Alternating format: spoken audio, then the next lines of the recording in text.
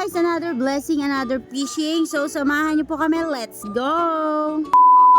Ito nga po pala yung nabili naming isda nung kaninang umaga. So ito po yung lulutuin ko ngayong almusal hanggang tanghalian po.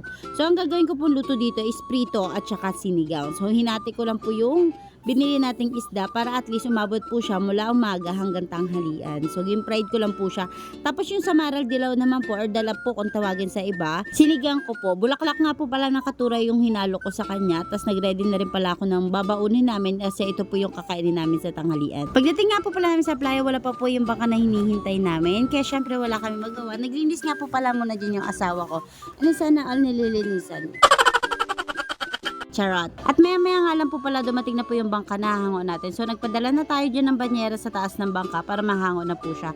Tapos nagpabili na rin po pala kami ng yelo kasi magpapabiyahe po ulit tayo. Pinipili nga lang po pala namin yung ipapabiyahe namin. Hindi po lahat na nabibili naming isda is pinapabiyahe po namin. Kung ano lang po yung mga pasok po ang presyo doon, yun lang po yung pinapabiyahe namin. So pili po siya. Yung ibang isda po, dito po namin dinidispose sa San Jose kasi meron na po kami dyan mga kakilala na buyer namin. Mga taga dito lang din po sa San Jose. So syempre po, kailangan natin din tulungan yung kababayan natin na gusto rin pong kumita. Dati po kasi nagumpisa lang po talaga kami din sa 10 kilo, 20 kilos, hanggang sa nag-isang banyera. Nakakalako pa po kami kung saan-saan kami naglalako.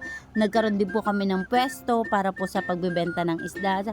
Kung ano-ano po pong mga diskarte ang ginagawa namin. So lahat talaga to pinagpapasalamat namin.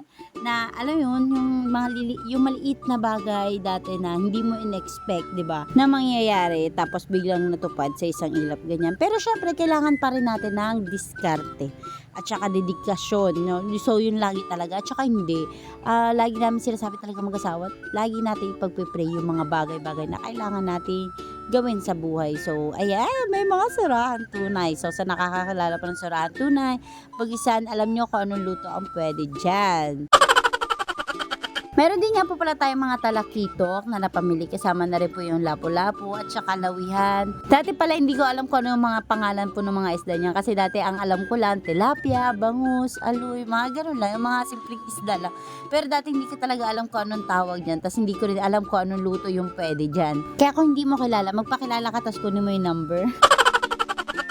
May mga surahang bilog, manghok, or ganting po nakasama at iba-ibang pong klaseng isda yung mga napamili po natin. At dahil tapos na rin nga po pala sila mag-re-ice dyan, pinalabas na nga rin po pala namin yung na-re-ice po namin para at least hindi na po mahirapan na hahakutin ng service ng tracking po yung mga ipapabiyahe po natin. So nakalimang banyera nga po pala tayo ngayong araw. Thank you po Lord sa blessing at salamat po sa inyong panonood. Hanggang dito na lamang po. Bye-bye!